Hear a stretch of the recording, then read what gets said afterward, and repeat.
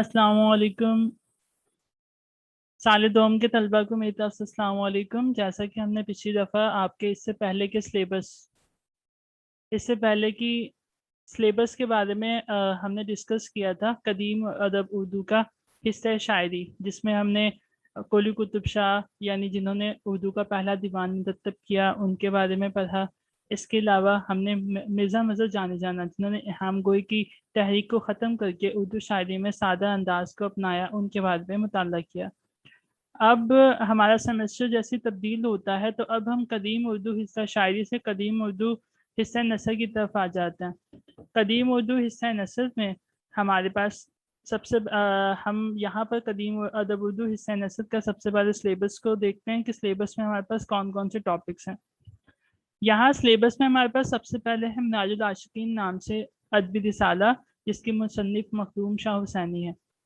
मिराजुल आशिकीन दक्कनी उर्दू की तसनीफ़ है। दक्कनी उर्दू हम यहाँ पर दक्कन के मुताले भी करेंगे कि दक्कन से क्या है। जैसा कि अगर हम उर्दू अदब की तारीख का मुताला करते हैं तो हमारे सामने ये बात आती है कि उर्दू ज़ुबान का जो इर्तिका है वो दक्कन यानी जनूबी हिंदुस्तान में हुआ। दिल्ली में उर्दू ज़ुबान की पैदाइश हुई, लेकिन सियासी तौर पर उर्दू ज़ुबान का इर्तिका जो है वो दक्कन जनूबी हिंदुस्तान में हुआ। तो वहीं पर सबसे पहले उर्दू शायरी की शुरुआत हुई, वहीं पर उर्दू नस्र की पहली किताब हमें मिलती है जिसका नाम मिराजुल आशिकीन है।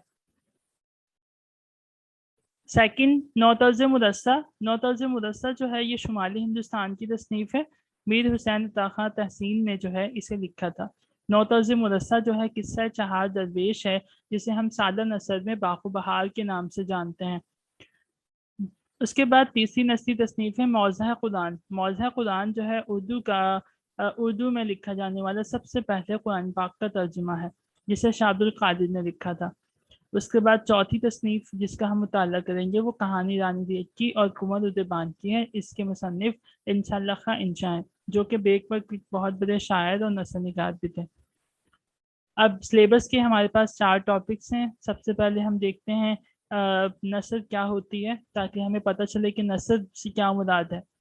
नस्र जैसे कि बनी नूं इंसान की इस आम गुफ्तगू को नस्र कहते हैं, जो कि बहुत ही सादा हो और नज़म के कवायद और ज़वाबित से भी मुबर्रा हो। अदबी इस्लाह के तौर पर ये नज़म से मुख्तलिफ और इसकी ज़िद है। नस्र इंसानी ख़यालात और एहसासात का सादा और बेतकल्लुफ़ बयान है, जिसमें किसी किस्म की अरूजी पाबंदियां नहीं होती। अरूजी पाबंदियों से मुराद काफिया, रदीफ, वज़न और बहर जैसी पाबंदियां हैं, जो कि नसर में इनके नहीं होती हैं। हम जब रोज़मर्रा ज़िंदगी में गुफ्तगू करते हैं तो नसर को ही अपनाते हैं। आम बातचीत और तहरीर व तकरीर के लिए नसर का इस्तेमाल ही किया जाता है। किसी भी ज़ुबान का बुनियादी मकसद पैगाम की मौसर तफसील है। नस्ल में ये सलाहियत मौजूद है कि वो ये मकसद पूरा कर सके। इसी खसूसियत ने नस्ल को हमअकेली बख्शी है। इंसानी इल्म व फ़नून और तारीख़ व तहज़ीब अपनी तमाम तर तफसीलात के साथ नस्ली ज़ख़ीरे में महफूज है। जैसा कि हमने पढ़ा कि उर्दू अदब का जो इर्तिका वो दक्कन में होता है, उर्दू ज़ुबान का इर्तिका, लिहाजा उर्दू नस्ल की इर्तिकाई तारीख भी हमें दक्कन में ही इसके निशानात मिलते हैं। दक्कन का सियासी और समाजी माहौल इस काबिल था कि यहाँ पर उर्दू फल फूल सके। अलाउद्दीन खिलजी ने जब दक्कन को फतह किया तो अलाउद्दीन खिलजी के साथ बहुत सी फौज और दूसरे लोग भी गए, और अलाउद्दीन खिलजी के बाद सुल्तान मोहम्मद तुगलक की हुकूमत का ज़माना आया। तो सुल्तान मोहम्मद तुगलक की हुकूमत के ज़माने में जब देवगिरी को पायातख्त बनाया गया तो पूरा दिल्ली की आवाम जो है वो दिल्ली से उठकर देवगिरी में जाकर बस गई। इस तरीके से दिल्ली की तहजीब और दिल्ली की ज़ुबान, जो कि आम लोग बोलचाल में इस्तेमाल करते थे, वो दक्कन पहुंच गई। और जब अलाउद्दीन खिलजी के आखिरी ज़माने में अलाउद्दीन हसन गंगोही बहमनी ने बगावत करके, अमीरान सदा से बगावत करके बहमनी सल्तनत कायम की, तो उन्होंने खुद को शुमाली हिंदुस्तान से पूरी तरह अलग करने के लिए यहाँ की ज़ुबान और झंडा दोनों को अलग किया, और यहाँ की तहजीब जो कि मकामी तहजीब थी उसको फलने फूलने में मदद दी, सियासी सरपरस्ती दी। लिहाजा عام بول چال کی زبان جو کہ اردو تھی، جو کہ صوفیہ کرام اپنی درسگاہوں میں بولا کرتے تھے، اپنی خانقاہوں میں لوگوں کو اسلام کی ترویج اور اشاعت کرنے کے لیے استعمال کرتے تھے، بادشاہوں نے بھی اسی عوامی زبان کو فروغ دینا شروع کیا، اور اس طرح سیاسی اور سماجی حیثیت کے طور پر اردو زبان کا ارتقاء ہوا۔ لہٰذا جب ہم موضوع کے اعتبار سے اردو نظم ہو یا شاعری اس کا مطالعہ کرتے ہیں تو ہمیں دکن یعنی جنوبی ہندوستان میں جو پہلا رجحان، جو پہلا موضوع جس کے اوپر بہت زیادہ لکھا گیا وہ ملتا ہے تصوف پر۔ تصوف یعنی اس وقت جو ہے دکن کے اندر اسلامی مذہب کی ترویج و اشاعت ہو رہی تھی، لہٰذا تصوف کا رجحان ہمیں سب سے پہلے وہاں پر ملتا ہے۔ یہاں کے شاعروں، یہاں کے نثر نگاروں نے تصوف کے ہی اوپر ہی کتابیں لکھی ہیں۔ ہمارے سلیبس میں موجود سب سے پہلی جو نثری کتاب معراج العاشقین ہے، یہ بھی تصوف کے ہی رموز و نکات پر مشتمل کتاب ہے۔ آئیے اب ہم ذرا معراج العاشقین کا تعارف حاصل کرتے ہیں۔ معراج العاشقین کو سلیبس میں شامل کرنے کا مقصد جو ہے وہ یہ ہے کہ سب سے پہلے تو دکن کی زبان کو سمجھا جا سکے، اور دوسرا بڑا مقصد یہ ہے کہ معراج العاشقین کے مصنف کے بارے میں ایک بہت بڑی ادبی بحث ہے۔ اب تک ہمارے سامنے کوئی باقاعدہ طور پر یہ نہیں کہہ سکا کہ معراج العاشقین کا مصنف جو ہے وہ کون تھا۔ یہاں پر ہمارے سامنے تحقیق نگاروں نے دو نام پیش کیے ہیں۔ سب سے پہلے تو دکن کے جو سب سے پہلے شاعر ہیں حضرت خواجہ بندہ نواز گیسو دراز، جو شاعری بھی کرتے تھے اور نثر میں بھی لکھا کرتے تھے، ان سے معراج العاشقین کو منسوب کیا جاتا ہے۔ اور دوسرا نام ہے بیجاپور کے مخدوم شاہ حسینی کا۔ اب تک نثر نگار، تحقیق اور نقاد کے درمیان یہ بحث چلتی آ رہی ہے کہ معراج العاشقین کا اصل مصنف کون ہے۔ تو اس سلیبس میں معراج العاشقین کے پڑھنے کا مقصد جو ہے وہ دکن کی زبان کو سمجھنا اور اس کے ساتھ ساتھ اصل مصنف کے تک پہنچنے کا جو تحقیق ہوئی ہے اس کو سمجھنا ہے۔ اب ذرا کتاب کا تعارف حاصل کرتے ہیں کہ معراج العاشقین کیا ہے۔ معراج العاشقین جو ہے جیسا کہ میں نے کہا، معراج العاشقین جو ہے اردو کی سب سے پہلی نثری تصنیف اب تک اس کو سمجھا جاتا رہا ہے۔ جدید تحقیق یہ ثابت کرتی ہے کہ قدیم اردو میں اس سے پہلے بھی، معراج العاشقین سے پہلے بھی جو ہے نثری کتابیں لکھی جاتی تھی۔ ان رسالوں میں اولیت جو ہے ہم کلمۃ الحقائق کو دیتے ہیں۔ کلمۃ الحقائق جو کہ حضرت خواجہ گنج علم کی کتاب ہے، یہ کتاب اس وقت کتابی شکل میں موجود نہیں ہے، مخطوطے کی شکل میں ہے، یا پھر ہم کہہ سکتے ہیں کہ صرف ایک ہمارے جو ہے بزرگوں کا ایک تحفے کے طور پر ہمارے سامنے اس کا نام آتا ہے، لیکن باقاعدہ جو ہے ہمارے سامنے جو کتاب آتی ہے معراج العاشقین ہے۔ معراج العاشقین وہ پہلا ادبی رسالہ ہے جو بالکل صحیح حالت میں ہم تک پہنچتا ہے۔ جیسا کہ ہم نے کہا کہ دکن کے اندر جو سب سے پہلا نثر کا رجحان تھا یا شاعری کا رجحان تھا وہ تصوف تھا، لہٰذا معراج العاشقین بھی تصوف کے رموز و نکات پر مشتمل کتاب ہے۔ اس میں فاضل مصنف نے اللہ تعالیٰ کی ذات تک پہنچنے کے 5 اصول بتائے ہیں۔ دکن زبان میں اس نے تن کا نام دیا ہے۔ آئیے ذرا ہم جو ہے ان تن کا مطالعہ کریں کہ آخر یہ تن کیا ہے۔ کتاب کی شروعات کچھ اس طریقے سے ہوتی ہے۔ مصنف کہتا ہے، قال نبی علیہ السلام، کہے انسان کے پوجنے کو 5 تن، ہر ایک تن کو 5 دروازے ہیں اور 5 دربان ہیں۔ پہلا تن واجب الوجود، مقام اس کا شیطانی، نفس اس کا امارہ، یعنی واجب کے آنکھ سوں غیر نہ دیکھنا سو، حس کے کان سوں غیر نہ سنا سو، حسد نقصوں بدبوئی نہ لینا سو، بغض کے زبان سوں بدبوئی نہ لینا سو، کینہ کے شہوت کو غیر جا کر خرچنا سو، پیر طبیب کامل ہوتا نفس پہچان کو دوا دینا۔ یہ اس کا پہلا تن ہے، یعنی وہ کیا کہہ رہا ہے کہ پہلے تن کا جو دروازہ ہے وہ آپ کا نفس امارہ ہے۔ آپ نے 5 چیزوں سے خود کو بچا کر رکھنا ہے۔ کسی غیر کو نہیں دیکھنا، حرص نہیں کرنا، حسد نہیں کرنا، بغض نہیں رکھنا اپنے دل میں، شہوت اپنے دل میں نہیں رکھنی۔ اچھا جی، اب دوسرا ہمارے پاس جو دوسرا تن ہے وہ کیا ہے؟ دوسرا تن ممکن الوجود، اس کا نگہبان اسرافیل، نفس لوامہ، حواس 5، ممکن کے آنکھ سوں غیر نہ دیکھنا سو، غفلت کے کان سوں غیر نہ سنا سو، विश्वास के नक्सों बदबोई न लेना सू, नजली के जुबान सू गैर न बोलना सू, मगरूरी की शहवत को गैर जाका न दुराना सू, गफलत होर गजब, इन पांचा ख्वास का मुराकबा करना, पीर के मुमकिन का मुशाहिदा कायम करना, जिक्र कल्बी को शरीयत के कांसे में पिलाना। ये इसका दूसरा तन है। पहला तन वाजिबुल वजूद, दूसरा तन मुमकिनुल वजूद। अब जरा देखते हैं कि इसका तीसरा तन क्या है।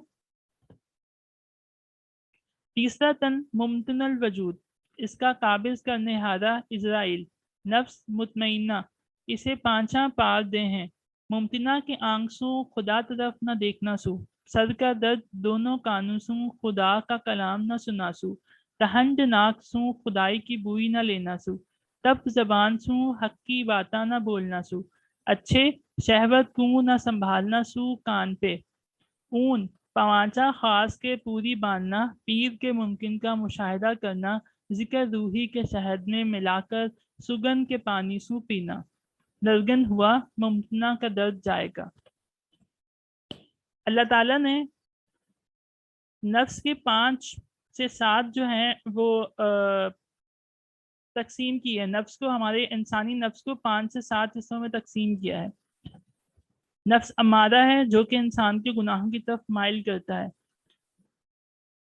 यहाँ पर तीसरे तन ने उसने जो नफ्स मुतमइन्ना है उसका जिक्र किया है, यानी जब इंसान नफ्स अमारा की दौर से भागता हुआ दूसरे नफ्स में दाखिल होता है, दूसरे नफ्स को मुकम्मल करता हुआ तीसरे नफ्स में दाखिल होता है और नफ्स मुतमइन्ना तक पहुँचने जब वो पहुँचता है तो उसके दिल से दुनिया की तमाम ख्वाहिशात जो हैं उनका खात्मा हो जाता है, इंसान बिल्कुल सुकून में रहना सीख जाता है। अच्छा जी, अब यहाँ पर हम चौथा तन देखते हैं। चौथा तन है आरिफुल वजूद। चौथा तन आरिफुल वजूद, इसे जिब्राइल देने हारा और सू नूरानी तन मोहम्मद का बोलते हैं। आरिफ के आंख सू जिब्राइल को देखना, कान सू जिब्राइल की बातें सुनना, नाक सू जिब्राइल की बुई लेना, जुबान सू जिब्राइल की बातें बोलना, शहवत को जिब्राइल लक इसे अनपढ़ना, ऊन पांचा ख्वास को यक जागा मिलाना, पीर की सिफ्ता को अपने सिफ्ता को मुताला करना सू। अच्छा, अब ये था हमारा चौथा तन। पांचवा तन है वाहिदुल वजूद। इसका फरिश्ता इब्लीस और खुदा के दरवाजे पर रहता है। हदीस कलूबुल मोमिनीन बैत अल्लाह ताला आएगा, एक गाने को अव्वने देता, बेगाने को अन्ने नहीं देता, इसकी आशनाई कहे तो अल्लाह मिलना होता है। वाहिदुल वजूद के अंग सूं, इश्क के कान सूं, मोहब्बत की नाक सूं, याद का दम इसकी जुबान सूं, जिक्र लिसानुल गैब इसे अल्हाम बोलते हैं, इसका शहबत सूं सबर, इसका पहुँचा खास का मुराकबा बांधना, पीर के वाहिदुल वजूद का मुशाहिदा करना, तौहीद के दरिया में ठहरना, जिक्र खफी के महल में वहदहू ला शरीक की नींद लेना, इस जगह का हाल पैगंबर अलैहिस्सलाम कहे सो मालूम करना। ये थे 5 तन। इन 5 तन के ज़रिए से इंसान अल्लाह ताला की ज़ात और आप सल्लल्लाहु अलैहि वसल्लम की ज़ात को समझता और उस तक पहुँचता है। इस किताब का बुनियादी नुक्ता ये है कि हकीकत, शरीयत का दर्ज, तमसील और तफसीर हज़रत मोहम्मद सल्लल्लाहु अलैहि वसल्लम की ज़ात है। इन्हीं की ज़ात और सीरत की मोहब्बत ही हमें खुदावंद ताला की हकीकत को महसूस करने के काबिल बना सकती है। इस किताब के अंदर 5 तन का जिक्र किया गया है। दरअसल ये तसव्वुफ के 2 नज़रियात हैं, एक है इस्लामी नज़रिया और दूसरा है रहबानियत या हिंदू मज़हब का नज़रिया। इस्लाम का जो नज़रिया है वो ये कहता है कि इंसान जो है अल्लाह ताला की ज़ात तक अगर पहुँचना चाहता है तो हकूक़ अल्लाह के साथ साथ हकूक़ुल इबाद की अदायगी को भी करे, जैसा कि हमारे प्यारे नबी हज़रत मोहम्मद सल्लल्लाहु अलैहि वसल्लम ने करके दिखाया। जबकि हिंदू मज़हब के अंदर जो तसव्वुफ़ है वहाँ पर इनके यहाँ ये होता है कि जब इंसान अपने तमाम जो है जो तन इसने बताए उन तक पहुँचता है तो आखिर में उसने खुद की ज़ात को ख़त्म कर लेना है। वो जंगल में निकल जाएगा, तन्हा रहना शुरू कर देगा और आखिर में वो खुद का खात्मा कर देगा और खुद का खात्मा करने के साथ ही वो اگلے جہان میں، یعنی وہ یہ سمجھتا ہے کہ میں جو ہے اپنے خدا کو حاصل کر لوں گا، یعنی یہاں میں نے خود کو مارا اور یہاں مجھے خدا مل گیا، جبکہ اسلام جو ہے اس نظریے کو نہیں مانتا۔ تو اس کتاب کے اندر جو 5 سم کا نظریہ پیش کیا گیا ہے، وہ نظریہ 5ویں پر واحد الوجود تک آ کر جو ہے واحد الوجود جو ہے اسلام اس نظریے کو نہیں مانتا ہے۔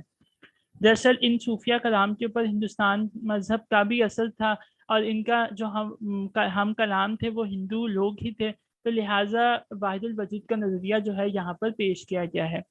علامہ اقبال نے دوسرے اور تیسرے تن کو جو ہے وہ کہا ہے کہ جب انسان جو ہے اگر تم اللہ کی ذات کو پہنچنا چاہتے ہو تو اپنے آپ کو سب سے پہلے پہچانو، جب تم اپنے آپ کو پہچان جاؤ گے تو تمہیں اللہ تعالیٰ کی ذات بھی حاصل ہو جائے گی، اور انسان کی پہچان حقوق العباد کے ادا کرنے سے ہی پوری ہوتی ہے۔ تو یہ تھا اس کتاب کا موضوع۔ اب ہم اس کتاب کا لسانی جائزہ لیتے ہیں۔ اردو زبان کی ارتقاء کے بارے میں ایک بنیادی اور معروف نظریہ یہ ہے کہ اس کا جنم دہلی میں ہوا، اور دہلی کے بارے میں یہ کہا جاتا ہے کہ دہلی جو ہے، دہلی شہر، وہ 4 بولیوں کا سنگم ہے۔ یعنی اس کے اوپر وہ 4 بولیاں کون سی ہیں؟ کھری بولی، برج بھاشا، میواتی بولی اور ہریانوی بولی۔ جب ہم لسانی جائزہ لیتے ہیں مراج العاشقین کا، تو مراج العاشقین جو ہے وہ جنوبی ہند میں اردو کی اوائل دور کی تصنیف ہے، جب نئی اردو زبان جو ہے دہلی سے دکن آئی تھی، لہٰذا ہمیں اس زبان پر، اس مذہبی تصنیف پر جو ہے وہ دہلی کی 2 زبانوں کا اثر دکھائی دیتا ہے۔ سب سے پہلے کھری بولی اور برج بھاشا۔ برج بھاشا اور کھری بولی کے واضح اثرات ہمیں اس کتاب کے اندر دکھائی دیتے ہیں۔ یہاں پر کچھ لسانی خصوصیات کا میں ذکر کرنا چاہوں گا۔ دکنی میں سی مستقبل کے طور پر استعمال کیا جاتا ہے، یہ قاعدہ مقامی زبان سے اخذ کیا گیا ہے۔ فائل بنانے کا قاعدہ دکنی میں اردو میں ایک ہی ہے۔ اردو میں جہاں اپنے، اپنی اور اپنے کے الفاظ استعمال ہوتے ہیں، وہاں دکنی میں تمہارا، تمہارے، تمہاری جیسے الفاظ کو استعمال کیا جاتا ہے۔ دکن کے اندر عربی کے الفاظ کو پوری طرح نہیں لکھا جاتا، جیسے نفع کو، نفع، قرض کو وغیرہ۔ آج کا لیکچر ہمارا جو ہے وہ موضوع لسانی جائزے پر مشتمل تھا۔ اگلے لیکچر میں ہم اس کے مصنف کے بارے میں بحث کریں گے کہ آخر مراج العاشقین کا اصل مصنف کون ہے۔ تب تک کے لیے خدا حافظ، اور لیکچر سننے کے بعد جو ہے ویڈیو کو لائک اور شیئر کرنا بالکل مت بھولیے گا۔ Thank you so much.